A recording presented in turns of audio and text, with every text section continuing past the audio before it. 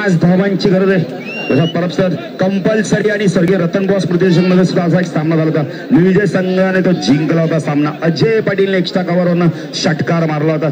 आता मात्र त्यांना चांगला चेंडू फेकावा लागणार आहे आणि सोनारपाडा संघाला मात्र इथं षटकारच मारावा लागणार आहे। नितीन जरा जोर झाला प्रेक्षकांना विनंती करतोय, जबरदस्त सामना बघायला पैसा वसूल आमच्या स्वयंसेवकांनी सर्वांनी सीमेवर तैनात राहायचं।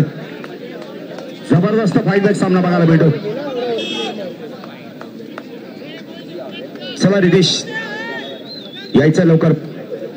आपण फलंदाज बाद झालाय तो म्हणजे डावखुरा फलंदाज परेश बाद झालाय।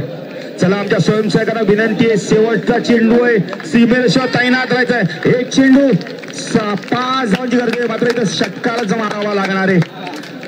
जबरदस्त सामना बघायला मिळतोय। हा व्होल्टेजचा सामना, हृदयाचे ठोके वाढवणारा सामना प्रसाद सर बघायला मिळतोय। आतमध्ये कोणी जायचं नाहीये, दोन्ही संघाला विनंती आहे, फक्त टाळ्या वाजून आपला आनंद व्यक्त करायचा। एक चेंडू 5 धावांची गरज आहे।